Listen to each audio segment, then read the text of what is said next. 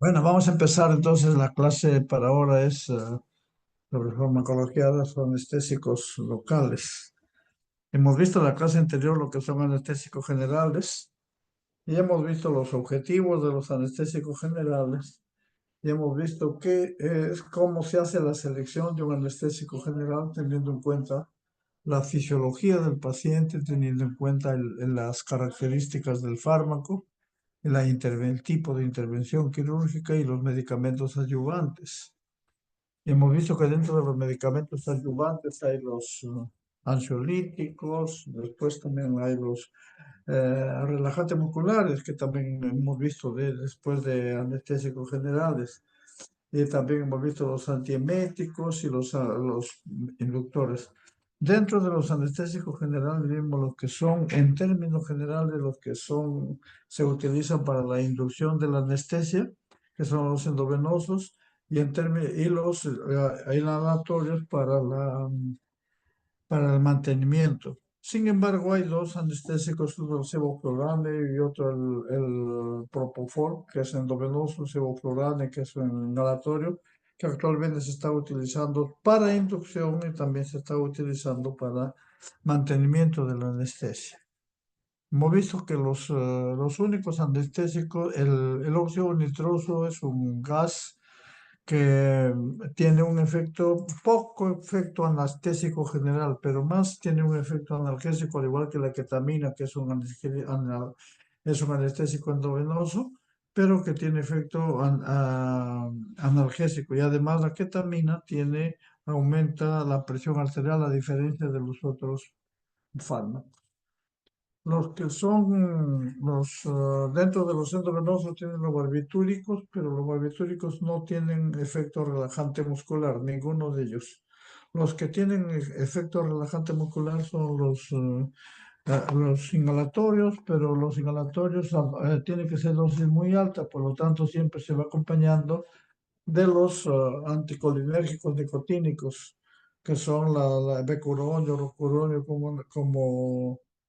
como relajantes musculares. También hemos visto no solamente los relajantes musculares, los despolarizantes, sino también hemos visto los relajantes musculares de acción central, que son las benzodiazepinas. Él tiene la orfenadrina, tiene el carisoprodol, tiene la tizanidina, tiene el otro, tiene el dantroleno, tiene otros aspectos, el baclofeno también, que actúan receptores GABA B. Bueno, ahora sí vamos a ver lo que son los anestésicos locales. ¿Qué es la anestesia?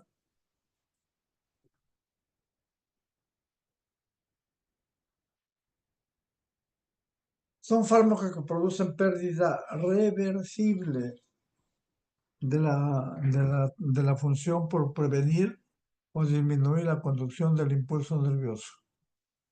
El impulso nervioso se conduce a través de la activación, creación de potenciales de acción y activación de los canales de sodio. Entonces, previene o disminuye la conducción del impulso nervioso, disminuyendo la permeabilidad de la membrana al sodio, sin pérdida de la conciencia.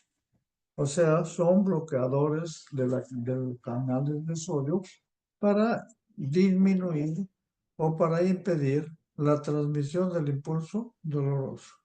Que eso lo hacen a través, hay dos tipos de fibras, o sea, las fibras C, que son fibras amialínicas, y las fibras A delta, que son fibras mielínicas. Las vías de administración de los anestésicos locales generalmente son tópicas, infiltración, bloqueos nerviosos. Hay varios sistemas, anestesia a nivel epidural, subdural, raquídeo, etcétera, etcétera.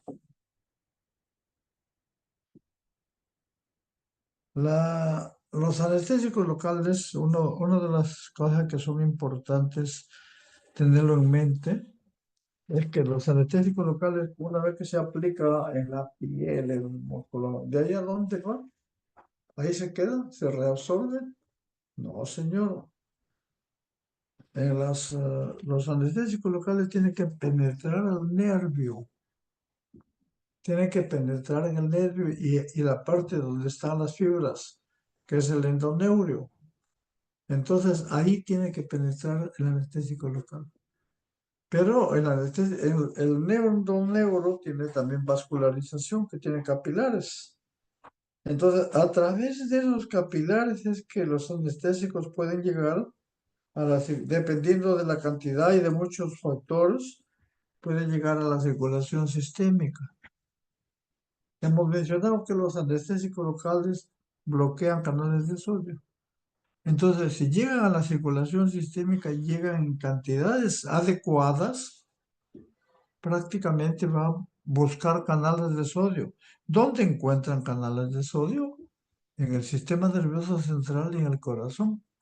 Entonces, si yo administro cantidades que son elevadas de anestésicos locales, el riesgo de que llegue a la circulación sistémica es alto y también el riesgo de que produzca efectos colaterales a nivel del cerebro que son hasta convulsiones y también efectos a nivel cardiovascular que son arritmias y otro tipo de manifestaciones. Entonces es importante mencionar esto.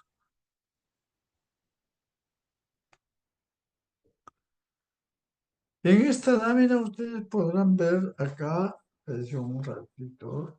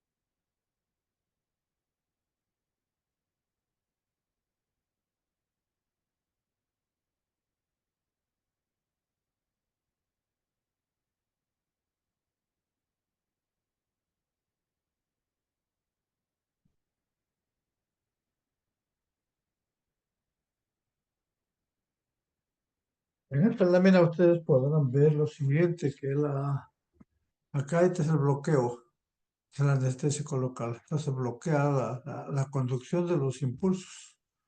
Prácticamente, ¿por qué? Porque bloquea los canales de sodio. En la lámina de la derecha o en el esquema de la derecha, disculpe, podríamos ver la estructura de los anestésicos locales. Y acá vamos a ver lo siguiente, que todos los anestésicos tienen un grupo lipofílico.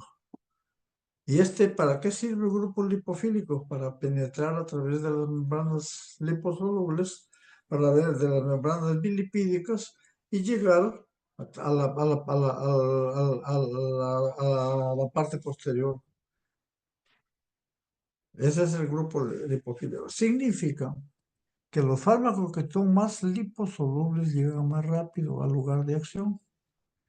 Entonces, eso significa que actúan también más rápido. Entonces, a mayor liposolubilidad, mayor rapidez de acción. Ese periodo entre la administración del anestésico y la acción, el inicio de acción se denomina periodo de latencia. Ese periodo de latencia, o sea, todos los anestésicos tendrán el mismo periodo de latencia, no, señor. Tiene que tener diferente porque depende de la liposolubilidad. Entonces, ese es un aspecto. El otro aspecto es que en la parte, en el lado derecho, ven ustedes otro,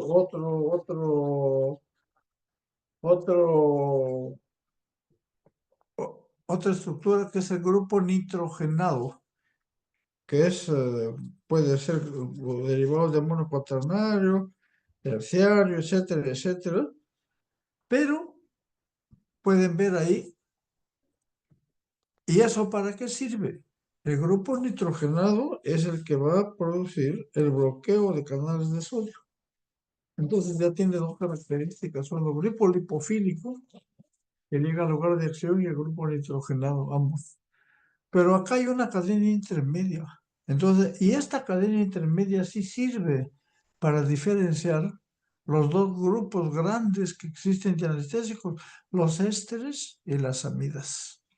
Entonces, ¿en qué se caracteriza los ésteres y qué caracterizan las amidas? Los ésteres tenemos un representante acá que es la procaína, y las amidas tenemos la lidocaína, que es una amida. Entonces, los ésteres generalmente se metabolizan a nivel sérico por una estearasa sérica, y prácticamente su efecto es corto. Entonces, duración de efecto corto, pero además los ésteres dan lugar a un metabolito que se llama el PABA, o un similar del PABA, ácido paraminobenzoico, y que ustedes conocen. El PABA es un inmunológico, es alérgico. Entonces, podemos concluir acá que los ésteres tienen acción corta, pero se metabolizan con una estearasa a nivel sérico, y aparte de eso tienen más riesgo de producir alergias.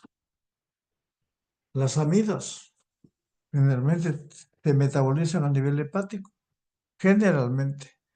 Entonces, si se metabolizan a nivel hepático, va a demorar más, su efecto va a ser duradero, mayor. Y entre ellos vamos a ver ahí amidas de acción intermedia y amidas de acción prolongada. Entonces, pero, aparte de eso, el riesgo de la potencialidad de alergia es mínimo, mínimo. 1 en 1 millón hay alergia a las amidas. Pero ojo, los anestésicos locales pueden venir de dos formas. O sea, a veces directamente como principio activo, y a veces esto vienen ya con preservantes.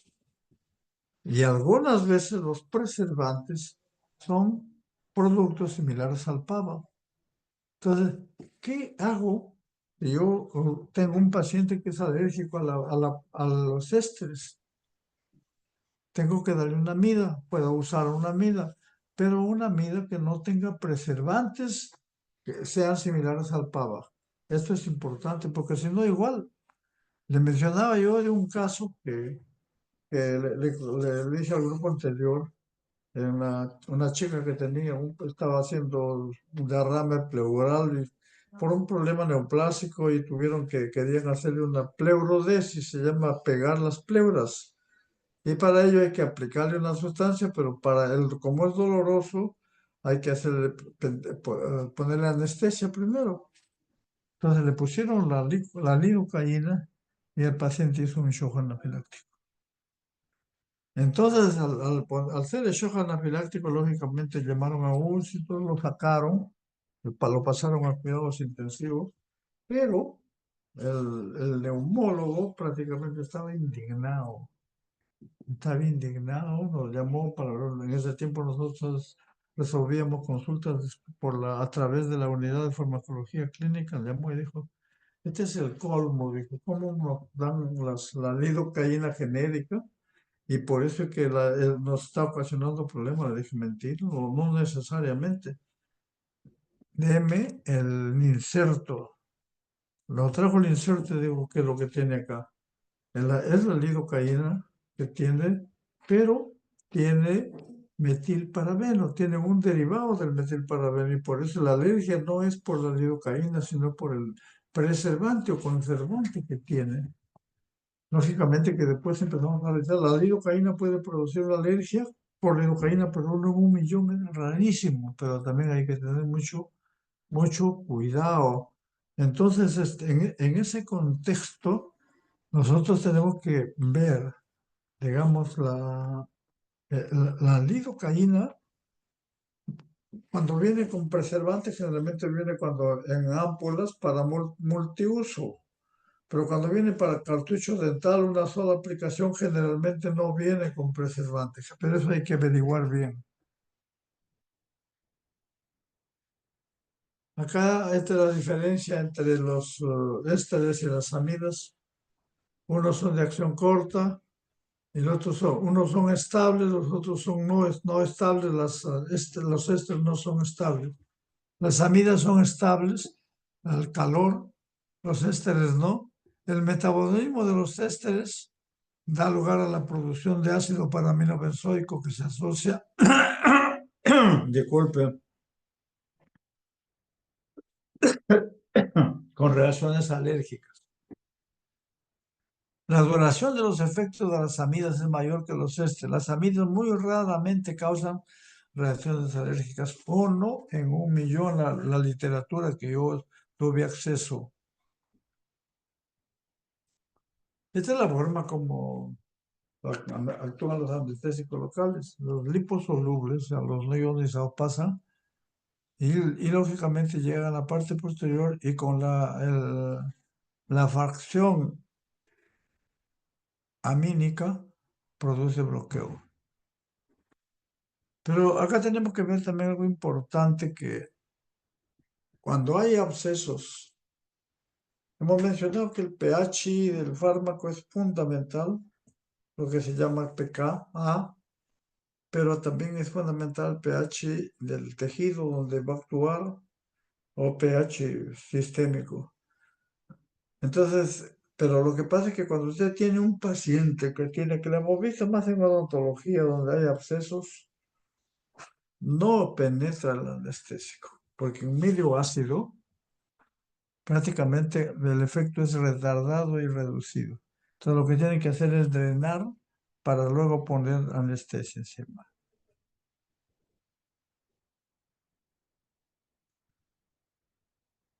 Hemos mencionado que los anestésicos locales bloquean canales de sodio. ¿Dónde existen canales de sodio? En el nervio periférico, en el sistema nervioso central y en el corazón. Y por esta razón es cuando llegan a la circulación sistémica y llegan en concentraciones adecuadas, prácticamente va a producir hasta convulsiones, parálisis, etcétera. Y a nivel cardíaco produce arritmias, puede producir arritmias.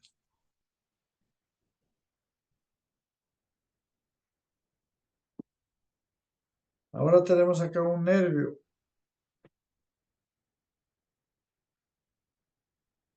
Un minuto.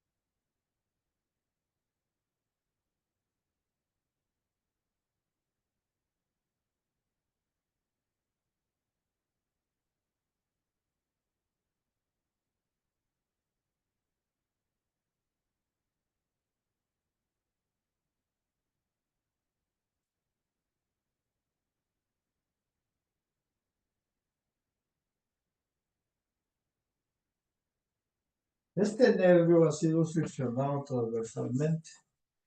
Y al ser seccionado transversalmente, nosotros podemos ver algo muy importante que son las capas, el epineuro, perineuro, el endoneuro. En el endoneuro están las fibras, las fibras C, que son amielínicas, y las fibras A delta, que son mielínicas, que conducen el dolor.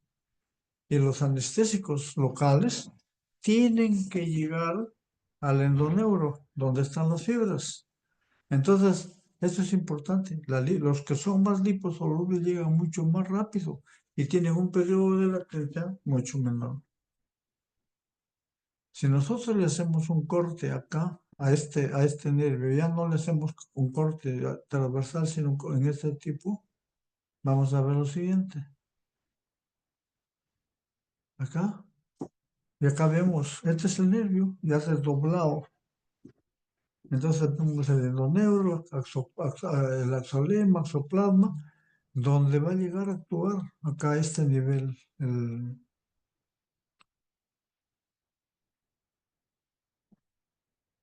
a este nivel. Pero ¿qué vemos? Capilares a ambos lados. Entonces el anestésico llega, parte va a la circulación sistémica a través de los capilares y parte tiene su efecto. Pero hay anestésicos, por ejemplo, la lidocaína tiene efecto vasodilatador. Entonces, si tiene un efecto vasodilatador, va a incrementar la absorción a nivel sistémico. Entonces, por esta razón,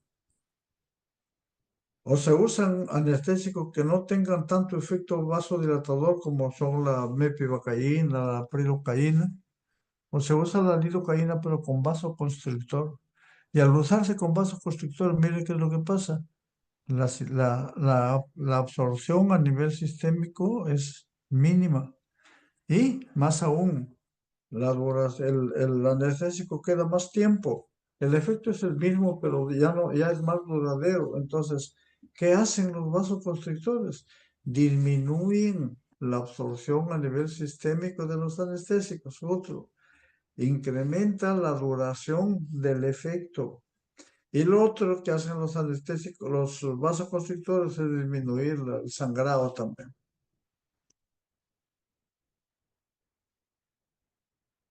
Entonces, el inicio de acción, hasta ya hemos mencionado que las liposolubles penetran más rápidamente. Ya saben lo que es potencia. La droga más potente es que requiere menos dosis para producir su efecto. La bupivacaína es 4 veces más potente que la lidocaína, o sea que utiliza dosis mucho menores. Entonces, la duración de acción, ¿de qué depende? La duración de acción depende, pues bueno, primero la cadena. Los ésteres tienen una duración de acción corta, la salida más prolongada. Pero ¿de qué depende más? De la unión proteica tisular, o sea, en el tejido. Entonces, por ejemplo, acá, la lidocaína tiene una unión proteica tisular del 65%. Y es eso, o sea, que es un anestésico de acción intermedia. La bupivacaína tiene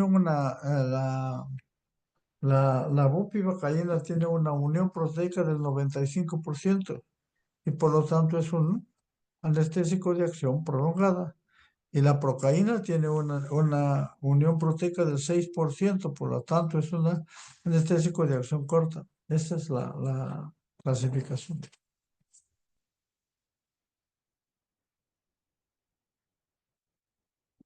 La administración de los anestésicos son alrededor de los nervios. Pueden haber una serie de metodologías que lo van a ver ustedes bien en la práctica. Ahora, en la práctica ya clínica, pues, de la absorción sistémica, pueden absorberse a la circulación. ¿Qué factores intervienen?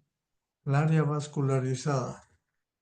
Si el área vascularizada, a mayor área vascularizada, mayor posibilidad o mayor potencialidad de absorción a la circulación sistémica. Lógicamente, el efecto intrínseco del fármaco, si el fármaco es vasodilatador o no, o aditivos del diámetro del vaso. Hay algunos anestésicos que tienen efecto vasodilatador a bajas concentraciones, incrementando su absorción. Por esta razón, hay los preparados con vasoconstrictor como adrenalina o feliperidina, disculpe.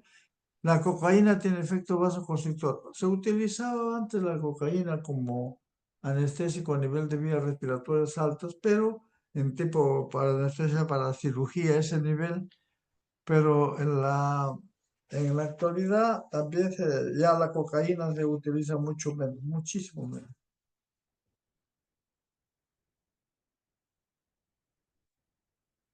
Los ésteres, hemos dicho que son transformados a productos inactivos y tienen una vida media corta.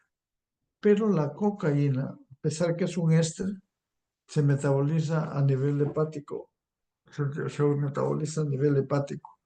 Entonces esto y su metabolito es eliminado por vía renal. Otro de los aspectos de impacto es que las amidas son metabolizadas por amidasas en el hígado.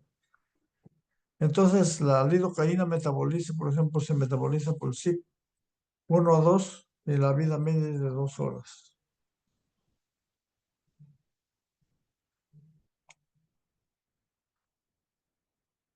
En este cuadro podemos ver una comparación entre la unión proteica. Los que tienen unión proteica baja tienen más una vida un efecto, la duración del efecto es corto. Aquí en este caso la lidocaína, la MEPI y la prilocaína tienen una unión proteica de este tipo, por lo tanto son anestésicos locales de acción intermedia. Y la bupivacaína, tirocaína y ropivacaína, que no está acá, son, digamos, anestésicos de acción prolongada.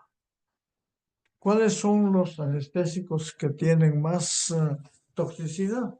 Dentro de los ésteres, la procaína, la tetracaína, y dentro de las amidas, la bupivacaína y la etidocaína, que produce la bupivacaína es uno de los fármacos que produce más cardiotoxicidad.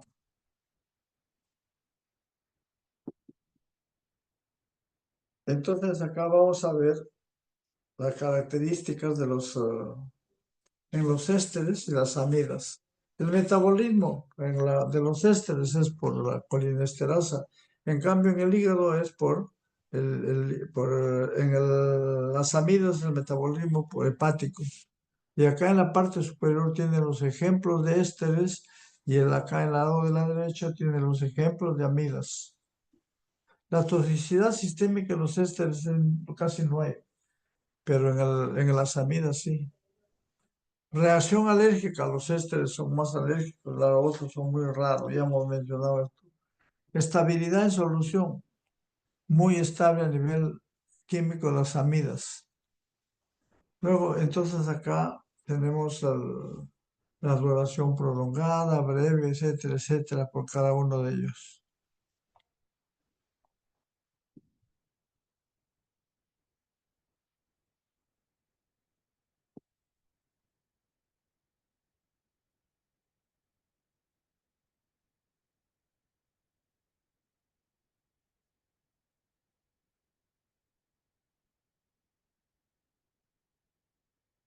En esta lámina podemos observar también lo siguiente.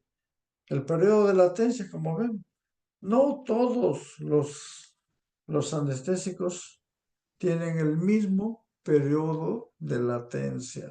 Tengan siempre cuidado. Y tienen que saber el periodo de latencia para que puedan esperar, porque la mayor parte de médicos lo que hacemos es esto, infiltramos y ya queremos actuar de frente. No sabemos cuál es el periodo de latencia. Y esto ha dado lugar a problemas muy serios.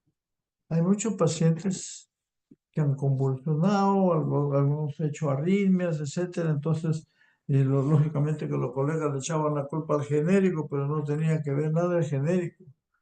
Prácticamente veíamos que le aplicaron una anestesia en cierta cantidad, quisieron hacer la intervención de inmediato, pero no estaba anestesiado. Entonces, pónganle otra dosis. Ponle más, y no, y eso es lo que ocasiona toxicidad. Acá miren, la lidocaína, procaína, bupivacaína, periodos de latencia son diferentes.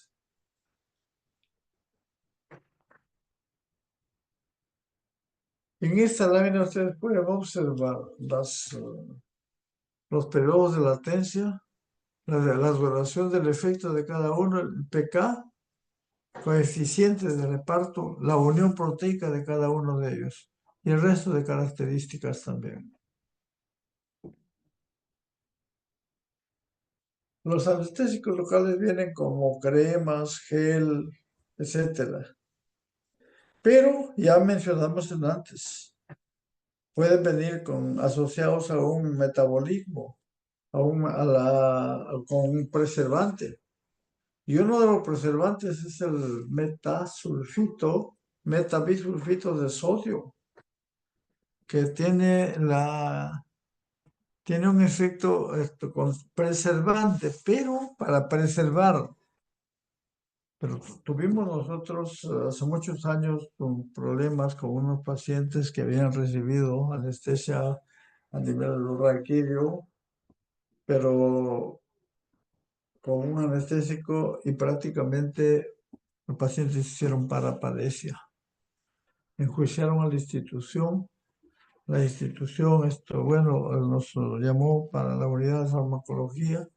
Nosotros hicimos el informe y no tenía la culpa ni el hospital ni el médico, sino el laboratorio que había puesto libre. El laboratorio debe tener sus limitaciones, es decir, esto sin preservantes es para problemas anestesia raquídea, anestesia ocular o anestesia prácticamente generalmente para esos tipos de anestesia, ¿no?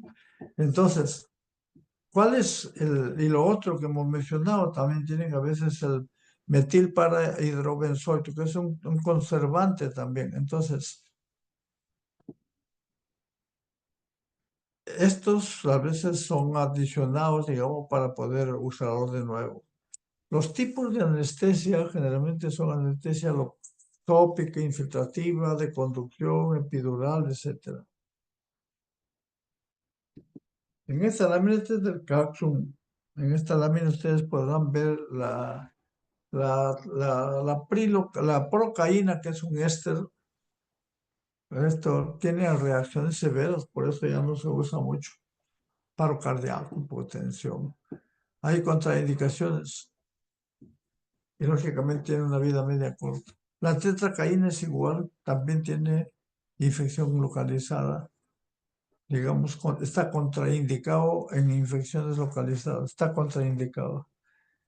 Entonces, la cocaína ya no se usa mucho en vías respiratorias. Entonces, cuando hay alergia a la cocaína, definitivamente no hay que usarla.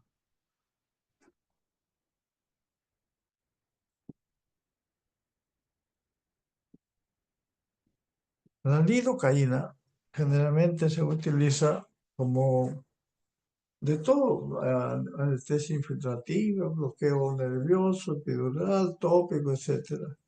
Reacciones adversas puede haber a nivel del paro cardíaco, paro respiratorio, arritmias, generalmente la lidocaína. Y está contraindicado en hipersensibilidad congénita idiopática en caso de metahemoglobinemia.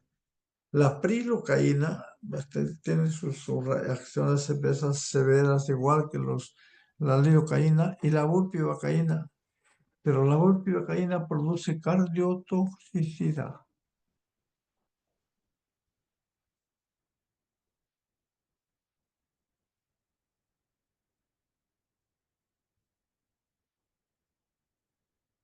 La toxicidad de los anestésicos locales.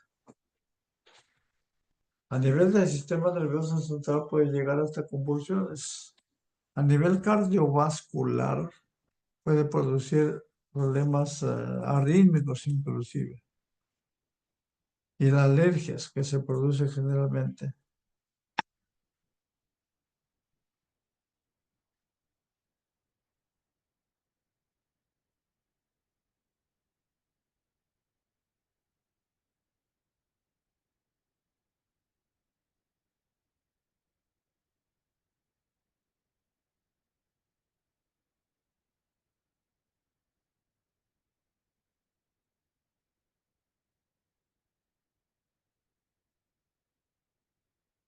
Bueno, entonces, generalmente ya hemos mencionado que la duración del efecto está en relación con con la unión proteica tisular. Entonces las reacciones generales son alergias y reacción sistémica puede producir problemas cardiovasculares a nivel del sistema nervioso central también. Y también produce meta-hemoglobinemia, que es la prilocaína tiene un metabolito que se llama el otolideno, que es ese metabolito asociado a algunas características de los pacientes, algunas características genéticas pueden producir meta-hemoglobinemia, que es un cuadro muy severo.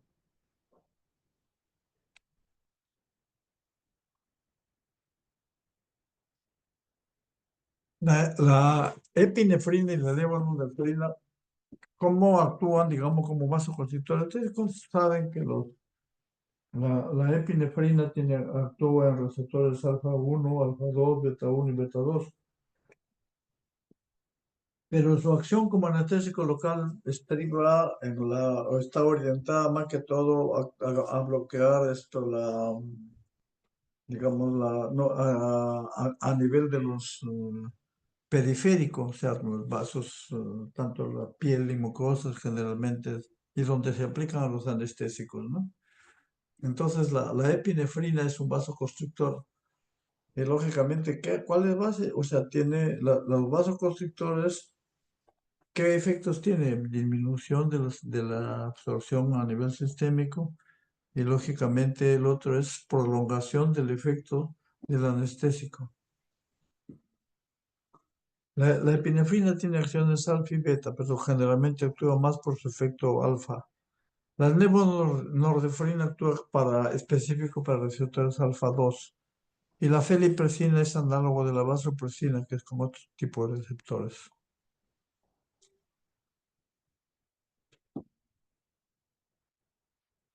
Cuando hay algunas recomendaciones en lo cuales, por ejemplo, la lidocaína tiene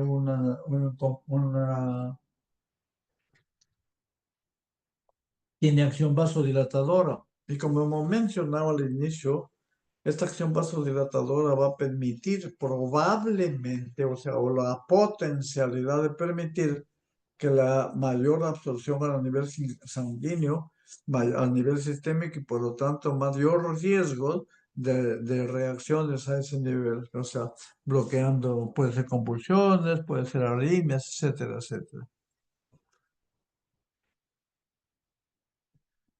La mepivacaína, la prilocaína tienen menos efecto vasoconstrictor, por eso que se utilizan sin vasoconstrictor. La epinefrina, la concentración de 1/50.000 con lidocaína al 2% más efectiva es 1/100.000.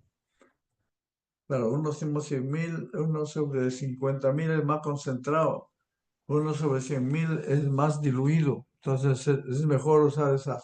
Generalmente se utiliza 1/100.000. El incremento de seguridad, la recomendación de la manufactura, lidocaína hasta un máximo de 300. O sea, la cantidad de lidocaína tiene que ser medida por kilo de peso, pero máximo de 300 miligramos sin vasoconstrictor. Y 7 hasta 500 miligramos con vasoconstrictor. Entonces, no puedo pasar de 300 miligramos cuando no hay vasoconstrictor. Y cuando se usa vasoconstrictor, no puedo pasar de 500 miligramos al día.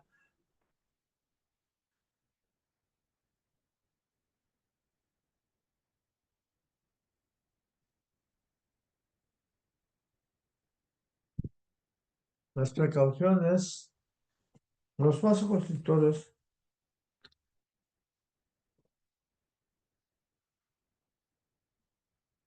a veces pueden producir problemas. Y lo que hay que tener mucho cuidado cuando se aplica el vasoconstrictor, los anestésicos con vasoconstrictor, es que no vayan a la sangre. Si van directamente a la sangre, ahí van a tener las reacciones adversas, sí o sí. Entonces tiene que ir, primeramente tienen que aspirar. Y cuando aspiran, ven que si no hay sangre, ahí pueden infiltrar. Pero no hay hay algunos que dice, bueno, pacientes con problemas cardiovasculares no deben usar anestésicos. La Sociedad Americana de Cardiología no contraindica para pacientes cardiovasculares cuando se usa con precaución y con aspiración preliminar. Se refiere a eso, a la pacientes de alto riesgo vascular durante el tratamiento dental. Angina estable, hipertensión, insuficiencia cardíaca, ¿no? Pues ya, ya. Entonces, podrían producir. Pero ¿qué pasa? Lo que menciona digamos, lo que mencionan las instituciones es que en caso de que tenga hipertensión, en caso de que tenga insuficiencia cardíaca congestiva o que tenga angina de pecho, si está controlado, el riesgo disminuye, pero no le podría dar un anestésico local a un paciente que está en pleno periodo de angina o en pleno periodo de infarto o en pleno periodo, digamos, de una insuficiencia cardíaca congestiva. No, no. Entonces, ahora tenemos esto. Los anestésicos locales, interacciones medicamentosas con antipsicóticos, epinefrina con clorpromacina, incrementa la hipotensión o salva vasoconstrictores con precaución. En los que están en cuatro, los que son uno, de repente no tienen implicancia clínica. Las sulfas sí tienen implicancia clínica, por eso es que los anestésicos sí tienen, están, la lidocaína, cimetidina, sí es 5 también igualito. La prilocaína con dapsona también es igual. Y con esto estamos terminando la primera parte.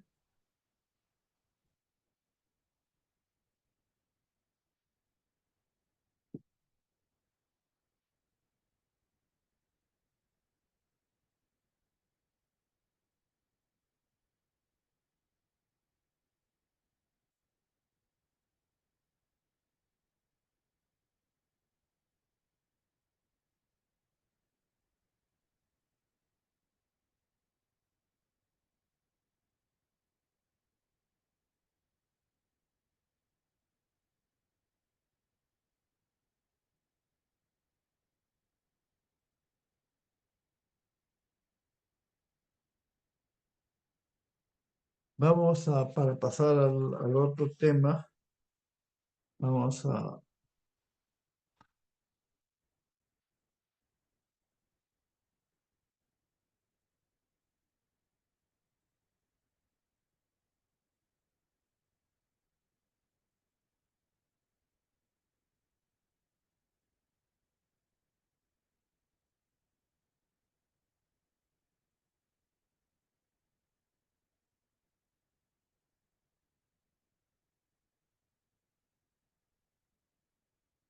Ahora vamos a pasar al otro tema. Vamos a tener un relax de 5 minutos. Vamos a, para pasar al otro tema.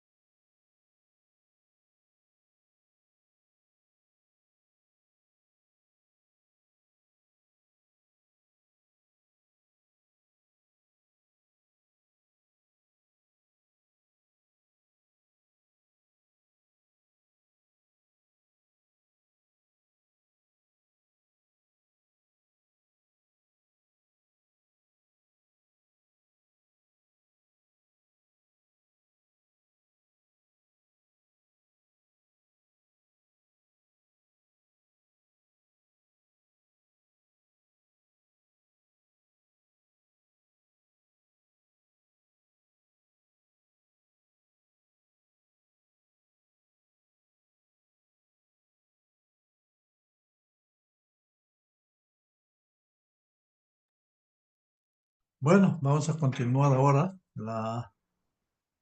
con los ansiolíticos.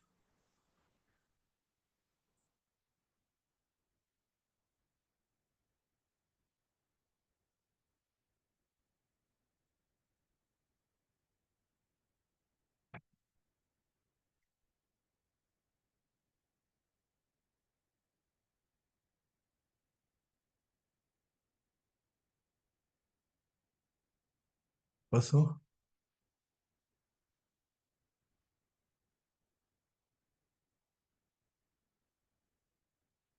Ya, ahora sí vamos a ver.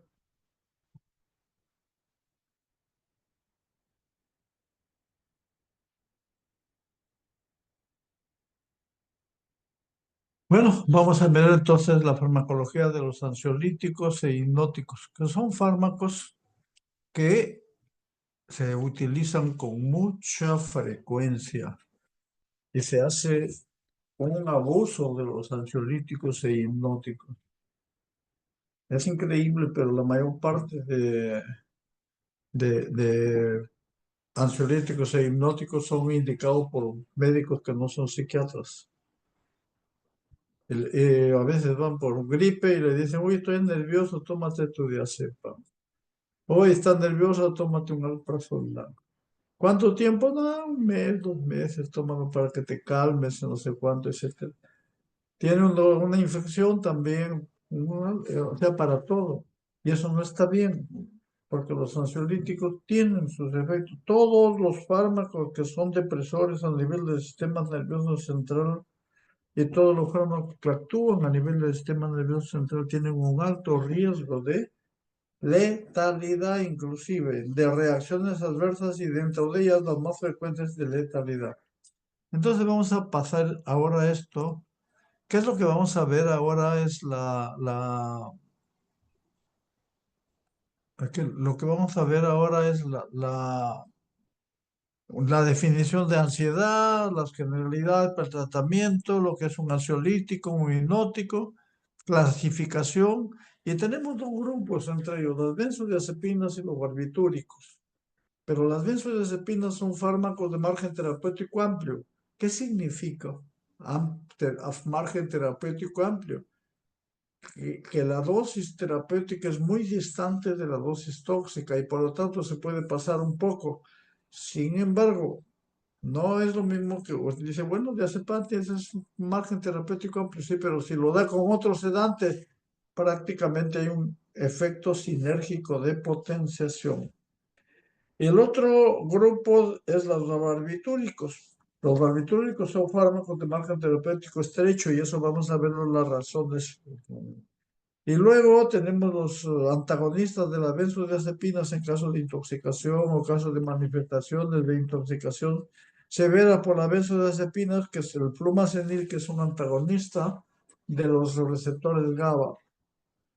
Los hipnóticos, generalmente hipnóticos son para producir sueño, pero hay agonistas de receptores de benzodiazepinas de una subunidad a uno, el solpider, soplecón, que, que no tienen, ojo, el efecto de tolerancia, dependencia que tienen los mismos, las benzodiazepinas mismas.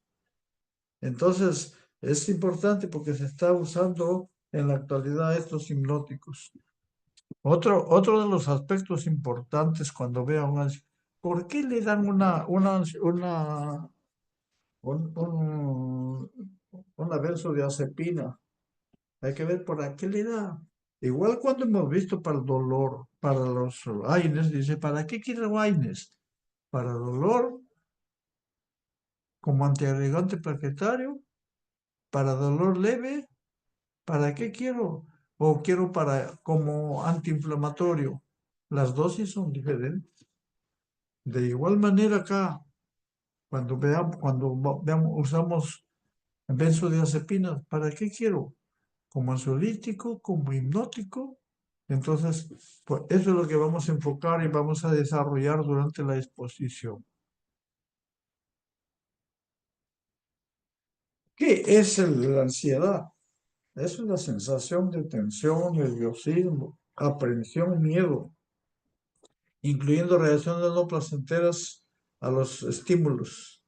Entonces, bueno, pero acá hay un aspecto importante. ¿Quién no tiene un síndrome de ansiedad corta? O sea, o sea, no todo episodio de ansiedad tiene que resultar en la administración de una benzodiazepina o de un ansiolítico. No, definitivamente no.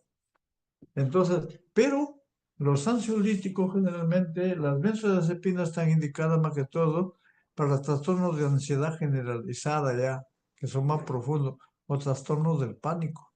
Para trastornos del pánico, la primera terapia de elección son las benzodiazepinas. Trastornos de ansiedad social, fobia social, trastornos de estrés postraumático. Entonces, esto es ansiedad. Pero después viene el otro término que se llama, ya que es esto, que es sedación. La sedación se diferencia de la ansiedad porque la sedación es pérdida del conocimiento o ignorancia y reacción a estímulos ambientales. Y la hipnosis tiene que ver con el problema de sedación extrema con depresión posterior y sueño. Y luego tenemos aquel insomnio, que es una patología del sueño. Pero el sueño tiene dos componentes. Uno es la inducción del sueño y otro es el mantenimiento del sueño. La inducción del sueño, generalmente, pues uno va a la cama, pone la cabecita en la almohada y de repente, de inmediato se queda dormido o a los 3, 4 minutos, 5 minutos y de ahí duerme placenteramente, sin problemas. Eso es normal, pero de repente uno va y está dando vueltas ahí en la almohada durante 10, 15 minutos y no consigue el sueño. Es son insomnio en la inducción del sueño. Pero a veces sucede otra cosa. Ustedes, la inducción sin problema, pero después se despierta y ya no concilia el sueño. Entonces se llama alteraciones en el mantenimiento del sueño. Entonces, lo que pasa es que acá, ¿por qué es importante?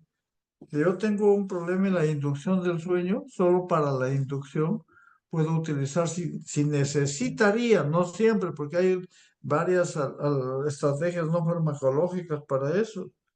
Si necesitaría, utilizo un hipnótico de acción corta, nada más.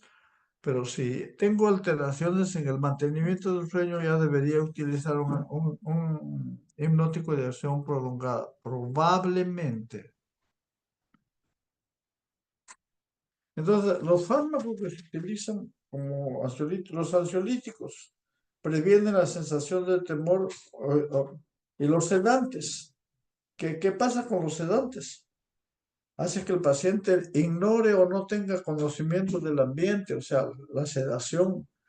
Por eso es importante, todos los ansiolíticos tienen efecto sedante y es peligroso porque como tienen efectos sedantes, no está bien del todo y pueden haber trastornos cognitivos inclusive, y aparte de eso, no puede manejar y no puede manejar inclusive algunos instrumentos, etcétera, porque puede comprometerse, puede haber un daño severo.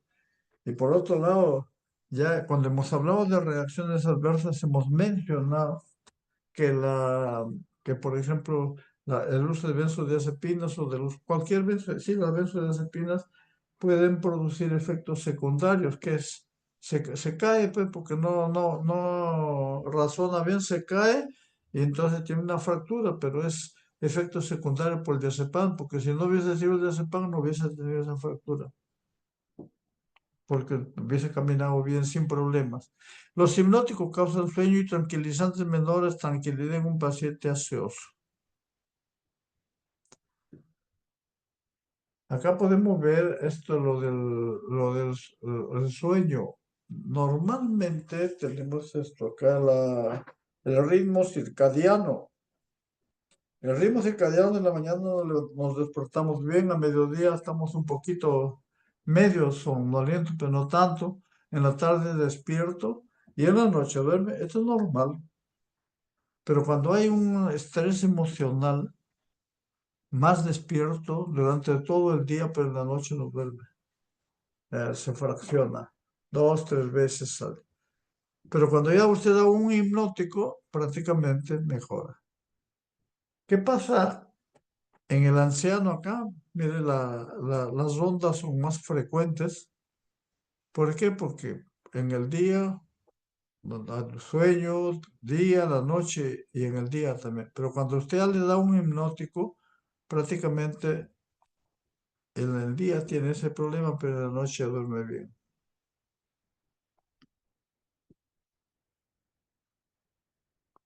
Luego tenemos acá ya los grupos farmacológicos para trastornos de la ansiedad o para, como ansiolíticos o como sedantes o como hipnóticos, etcétera.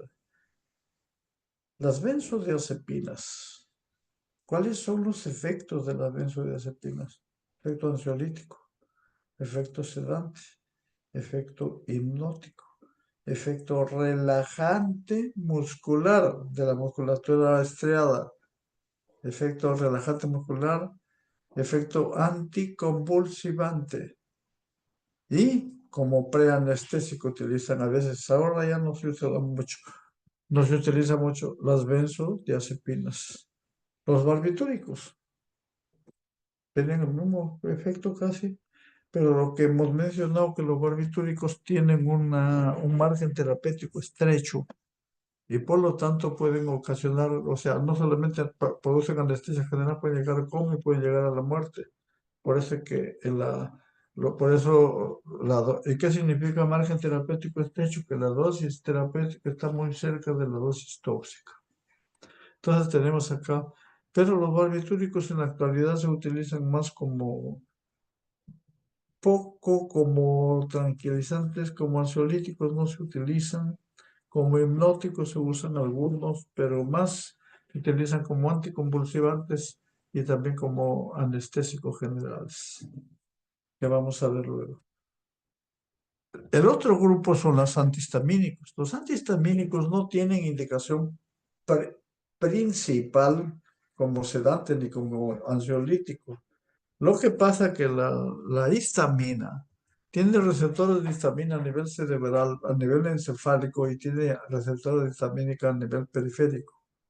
Los receptores de histamina a nivel, que es el H1, receptores de H1 a nivel, estos receptores cuando se activan por la histamina producen vigilia, o sea, están despiertos. Pero si usted le da un antihistamínico, generalmente como antialérgico o como cualquier otra indicación, prácticamente atraviesan la barrera hematoencefálica y bloquean a la H1 a nivel encefálico y por lo tanto ya no hay vigilia, sino hay sedación más que ansiedad. Y lógicamente pues, se mejora un poco la ansiedad, pero más sedación. Pero también quiero que vea que acá, en estos tres grupos, no los puede usar juntos. O sea, benzodiazepinas más barbitúricos más antihistamínicos. No, señor. ¿Por qué? Porque producen sinergismo y sinergismo de potenciación. Con relación a este caso, les menciono el mismo caso que les mencioné el día de ayer a los doctores, que había un problema en una paciente de 85 años que lo veíamos en el hospital. Ella era muy simpática, en su trato, ella nos esperaba ya listita y estaba para un descarte de una neoplasia renal, estábamos haciendo todos sus estudios, pero era muy atenta, hacía su gimnasia antes de la consulta, se le veía, cuando un buen día lo vemos en coma. Entonces, como a veces nosotros no hacemos uso como decía un profesor en otro hospital, cuando tuve la oportunidad de ir, decía, Primero, la encefaloscopía, o sea, abran su cerebro para poder analizar el caso. No actúen así a ciegas. No pidan análisis así sin saber para qué. Primero examinen al paciente. Ese le llamaba él la encefaloscopía. A donde íbamos a hacer interconsulta decía encefaloscopía. Primero encefaloscopía. Él mismo examinaba a su paciente, pedí y después ya recetábamos los antimicrobianos porque era un servicio de infectología. Entonces, en este paciente, entonces decían, bueno, ya pesó 85 años, debe tener un ACV, de repente una hemorragia cerebral, que le hagan su tomografía, pídele su tomografía, decían unos, pídele y además su consulta a neurología, neurocirugía, que le hagan un estudio, etcétera, etcétera. Entonces yo le digo, no, apliquemos, ahí estaban los internos, los residentes, apliquemos la encefalocopía primero. Lo llamo al interno y le digo, ¿qué pasó? ¿Tú lo has visto ayer? Sí, me dice, lo que pasa es que la paciente, ella toma, normalmente tomaba su alprazolam o diazepam, no recuerdo bien, todas las noches para poder dormir. Y se levantaba tranquila. Pero ayer en la tarde me llamó porque tenía porurito y le veo unas ronchitas ahí, entonces yo le di clorofeniramina, una tableta en la mañana y otra en la noche. Entonces, ¿qué pasó? Un sinergismo de potenciación de las benzodiazepinas que estaba tomando con la clorofeniramina, que es un antihistamínico. Y hemos dicho, entonces, en ese caso, lo analizamos bien. De todas maneras, lo hicimos venir al neurólogo, pero no le encontró muchos signos. Entonces esperamos 24, 48 horas, ya 24 horas ya empezó a despertarse la paciente. No totalmente a las 48, ya estaba bien despierto. Entonces, nunca hay que dar los tres juntos, esa es la idea. Entonces, dentro de las benzodiazepinas, que ya hemos dicho los efectos a este nivel, además tenemos otros, los hipnóticos, que no son benzodiazepinas, pero que actúan en los receptores GABA, pero GABA A, pero que en una subunidad del GABA A, pero que no son benzodiazepinas y que no tienen estos como reacciones adversas tienen dependencia, tolerancia, dependencia, síndrome de abstinencia y otras reacciones más. Y por otro lado tenemos los ansiolíticos no sedantes, los que no producen sedación sino ansiolisis. Entre ellos tenemos la buspirona y el propanolol. La buspirona generalmente produce solo la buspirona no actúa en receptores GABA, sino actúa en receptores serotoninérgicos. Ahora sí, las benzodiazepinas, acá hemos puesto todas tienen efectos, los efectos que hemos mencionado. Sin embargo, unos tienen más efectos. Por ejemplo, la lorazepam y temazepam, prácticamente, todos son se usan más como hipnóticos, tienen más efecto hipnótico y otros tienen más efecto ansiolítico y sedante. Luego, entonces, acá vamos a pasar ahora acá la duración de las benzodiazepinas de acción prolongada cada 3 días inclusive, el diazepam, el flurazepam. Acción intermedia, 20 horas, o sea, hay que usarlo diario, alprazolam se da una diario. Acción corta, oxazepam, triazolam. Que estos dos generalmente se están utilizando más como hipnóticos. Pero ojo, todos presentan dependencia, tolerancia y hay estas son las reacciones, la farmacocinética de cada uno de ellos, de los de acción corta, acción intermedia y acción prolongada. Y vemos la unión proteica generalmente de todos son una unión proteica bastante alta, que esto lógicamente condiciona la duración del efecto y lógicamente a veces tiene que competir. Ojo, ojo, pacientes que tienen albúmina muy baja no se unen mucho a la proteína, su fracción libre es alta y entonces los efectos adversos son mayores. Luego vienen acá, la absorción es completa. La distribución, o sea, se unen a proteína plasmáticos, lógicamente, y llegan a diferentes lugares a nivel del sistema nervioso central. Metabolismo. Y acá viene ya un aspecto muy importante, como siempre que vemos fármacos que tienen un metabolismo con el CYP3A4, donde una buena cantidad de fármacos se eliminan con este CYP. Y en este caso la eritromicina, la claritromicina, ritonavir, itraconazol, ketoconazol y jugo de toronja son potentes inhibidores enzimáticos. Y si yo le doy estos con una benzodiazepina, prácticamente va a incrementar la concentración de las benzodiazepinas y al aumentar las concentraciones de las benzodiazepinas va a producir mayor efecto terapéutico y puede ser efecto tóxico.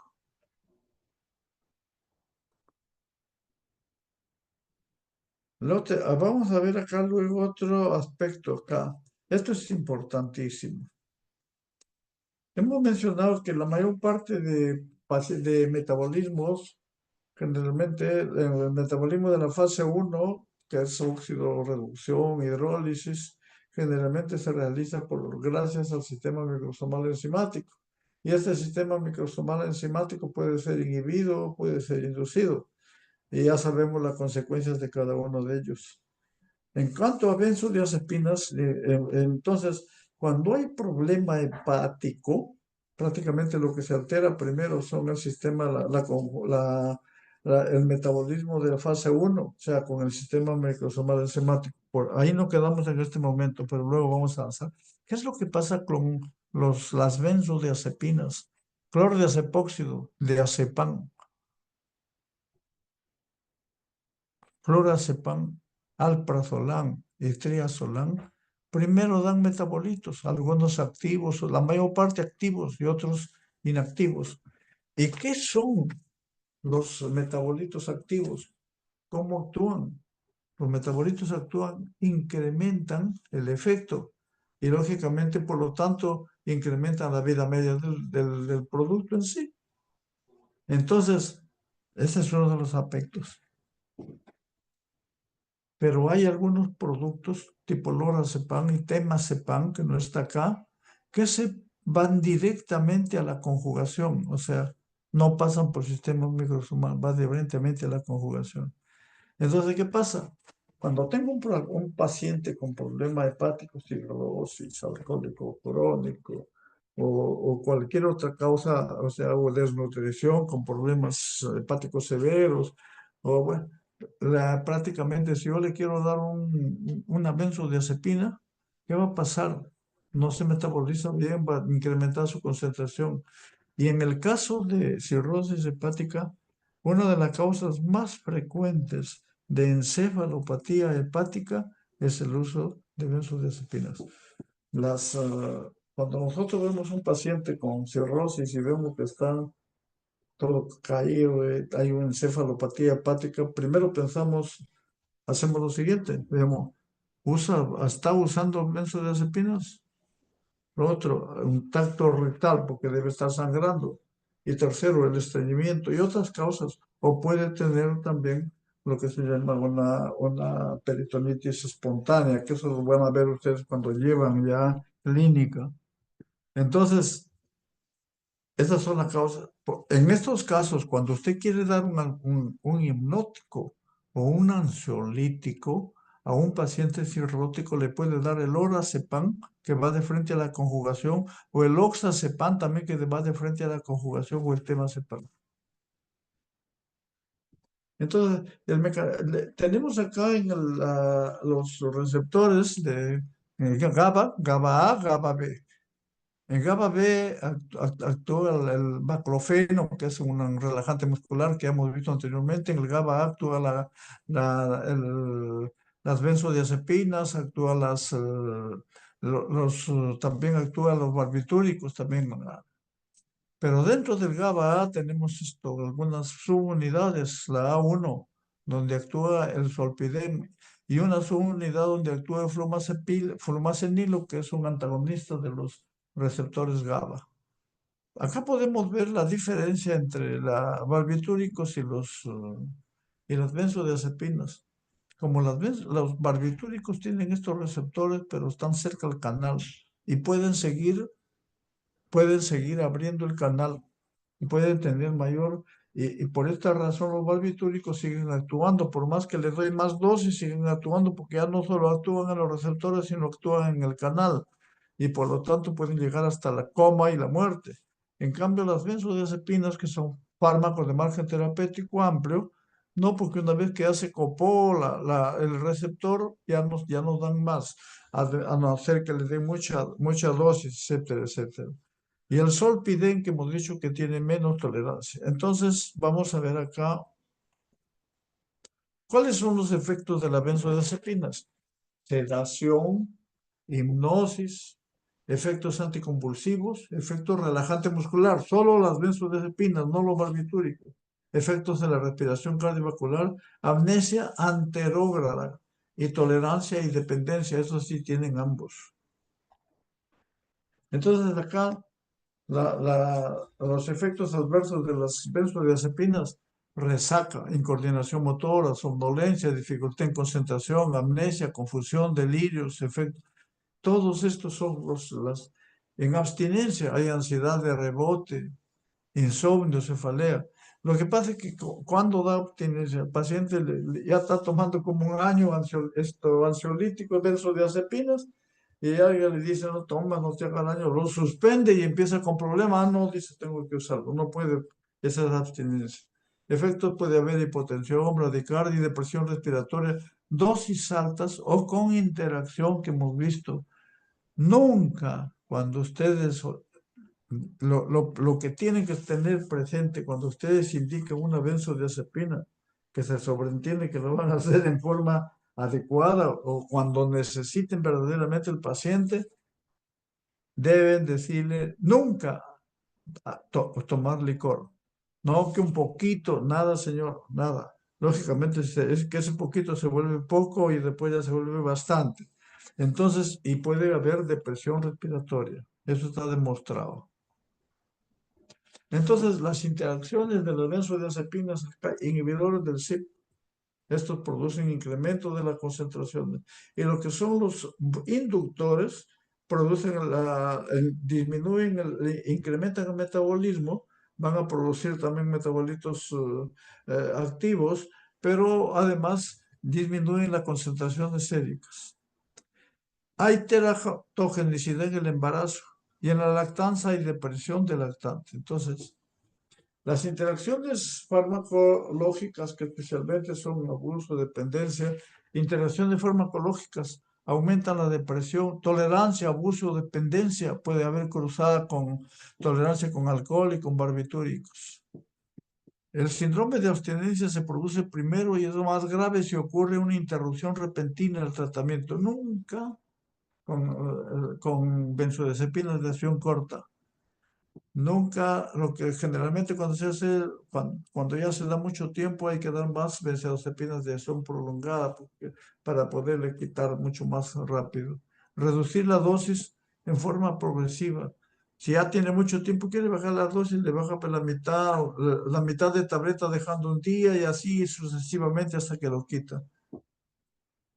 Si no se trata adecuadamente, el síndrome de abstinencia puede ser mortal. Acá los fármacos que son más potentes y que se eliminan con mayor rapidez, el triazolam, tienen problemas de abstinencia más frecuentes.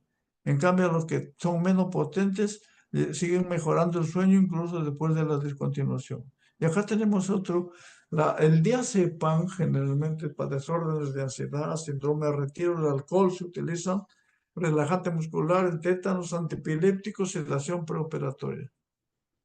Tienen las rutas de administración y el flumazenil, que es un antagonista de los receptores de GABA, afinidad, bloquea acciones de la benzodiazepina, también del solpidem, soleplon y escopiclona, pero no antagoniza el alcohol, ni los opioides, ni anestésicos generales, no antagoniza ese nivel. Como los ansiolíticos producen dependencia, tolerancia, generalmente algunos están aplicando esto, están utilizando, como vamos a ver en la clase del jueves, iniciar el tratamiento con una benzodiazepina como ansiolítico, pero además le agregan un inhibidor de recaptación de serotonina, un inhibidor selectivo, que es un antidepresivo, y lo siguen. y después ya le van quitando las benzodiazepinas, le van reduciendo gradualmente, pero continúa con esto. Pero ojo, esto también produce, los antidepresivos también producen reacciones adversas severas, y hay gente que está tomando 3, 4 años y tiene reacciones muy, muy severas.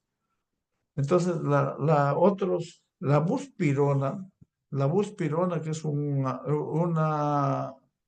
la buspirona es un ansiolítico que no tiene efecto sedante, vinculado al receptor GABA, no vinculado al GABA, es agonista parcial del receptor 5-HT1A, pero también tiene cierta afinidad con receptores dopaminérgicos y 5-HT2. Eficacia comparable a las benzodiazepinas, pero el efecto se produce a las 2 semanas más o menos. Por eso para una ansiedad aguda no tiene mucha implicancia la buspirona, pero para ansiedad crónica sí, y no produce sedación y no tiene tolerancia, ni produce relajación muscular, ni efecto anticonvulsivo tampoco. Efectos secundarios. O sea, carece de acción hipnótica, anticonvulsivante, relajante, más que sedación, produce insomnio. Efectos secundarios. No hay dependencia.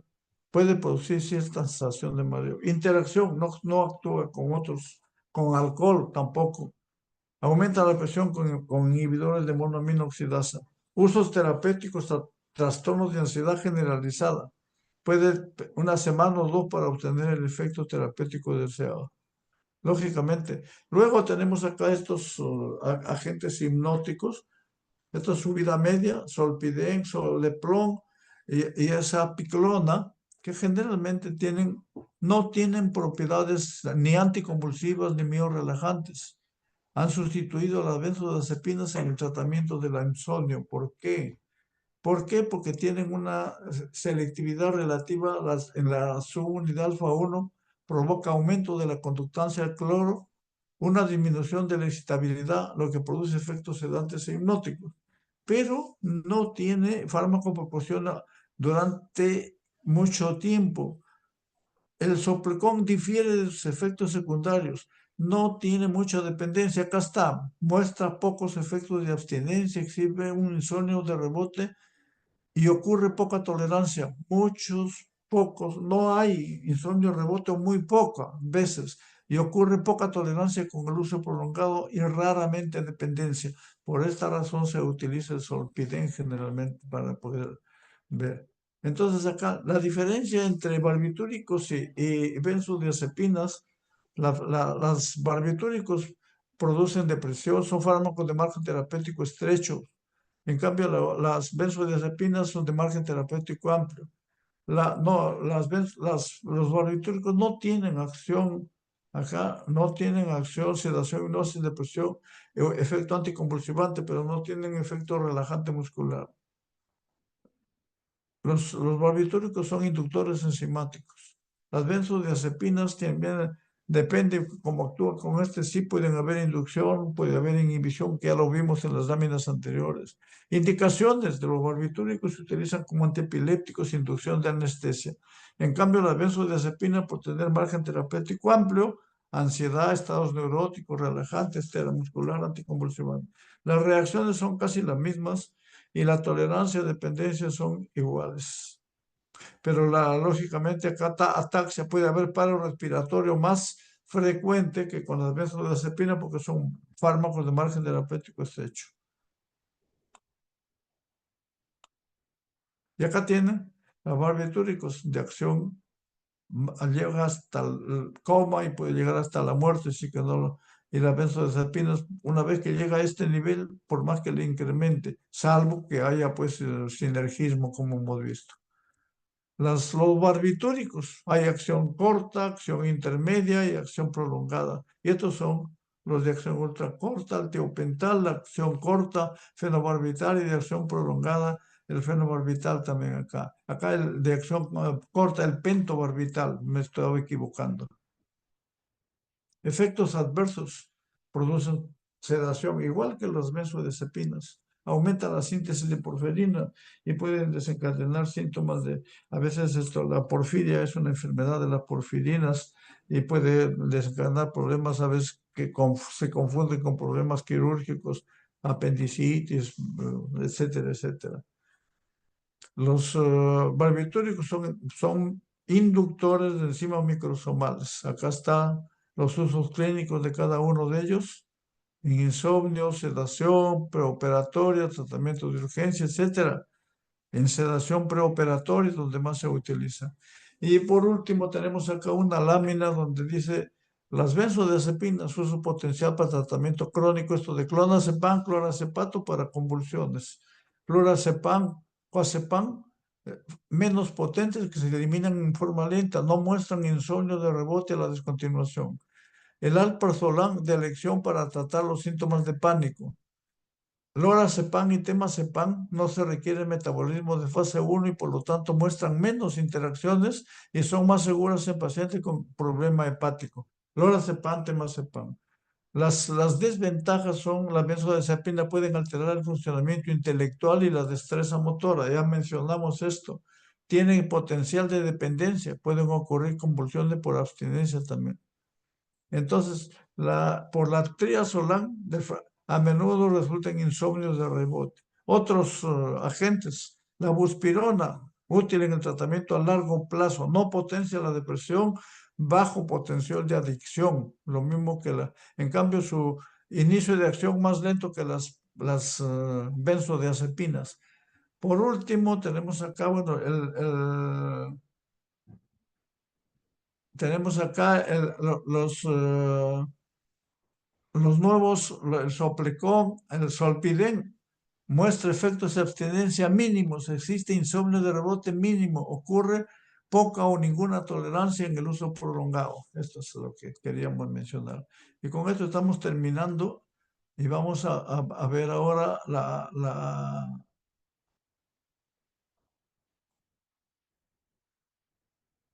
Alania Grandes, Alania presente, doctor. Buenos días.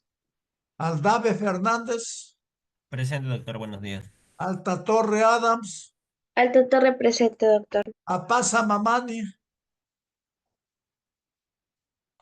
Aponte Arangoitia, Presente, doctor. Araujo Marcos,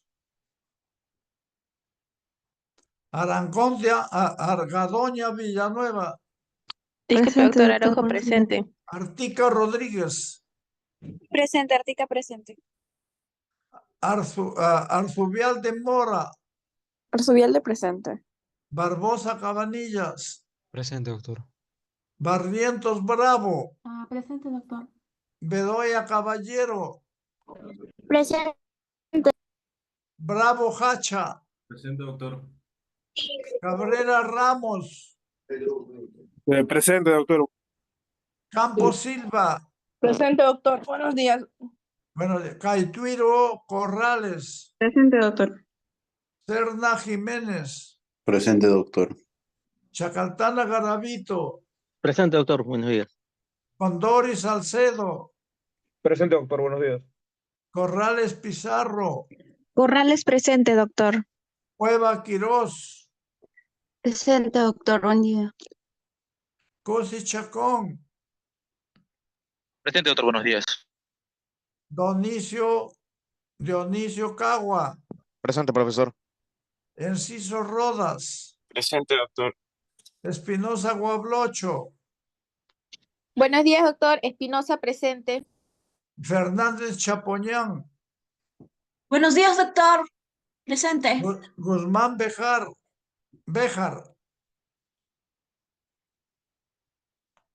Hidalgo Pérez, Presente, doctor. Buenos días. Hidalgo López.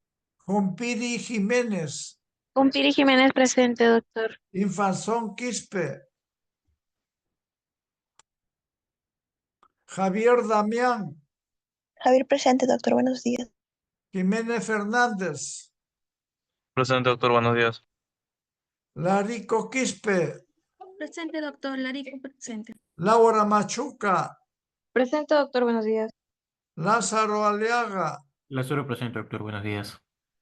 León Salomé, Presente, doctor. Buenos días. Leiva Morales, Presente. López Gual, Presente, doctor. Marcelo Reyes. Marcelo Reyes. Malpartida Sánchez. Presente, doctor. Buenos días. Manrique Maldonado. Presente, doctor. Manjavil Cabriceño. Presente. Presente, Mayavil. Marcelo Zapata. Presente, doctor. Buenos días. Mendoza Falconi. Presente, doctor. Buenos días. Montenegro Huerta.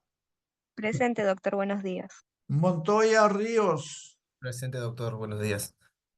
Orihuela Aguilar. Presente, doctor. Buenos días. Orozco Julca. Presente, doctor. Buenos días. Pacheco Huerta. Presente, doctor. Buenos días. Patiño Ortiz. Presente, doctor. Buenos días. Pinto Calcino. Presente, doctor. Buenos días. Pisconte Pardo. Presente, doctor. Buenos días. Príncipe Aguilar.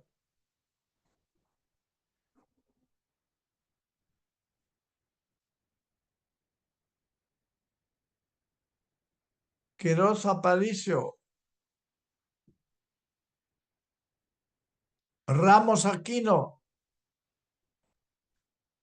Ramos Aquino. Presente, doctor. Ramos presente. Ramos está. Presente. Ya. Reyes López. Presente, doctor. Buenos días. Sánchez Guamaní. Presente, doctor. Sánchez Tineo. Presente, doctor. Santisteban Valencia. Presente, doctor. Buenos días. Trujillo Clavijo.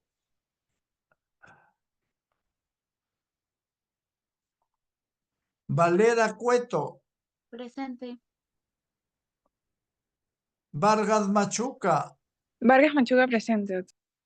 Vázquez Chacaliaza. Vázquez Chacaliaza, presente, doctor. Vega Torres. Presente, doctor. Verástige Tocas. Verástegui, presente, doctor. Virgilio Ñaupa. Presente, doctor. Vilela Lucchini. Presente, doctor. Villanueva Guardia.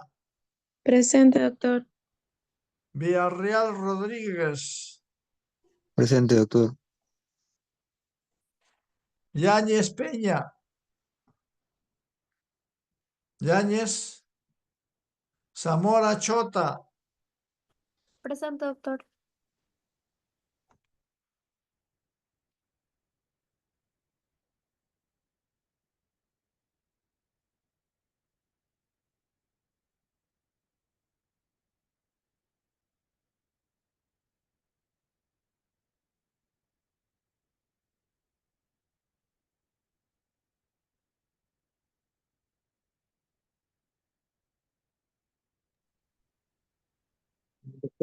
Ya, bueno, vamos ahora sí, vamos a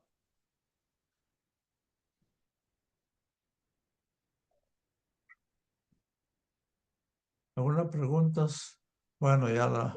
Si no hay alguna pregunta, vamos a suspender la clase. Doctor, disculpe, cuando llamo lista, tuve un problema para prender mi micro.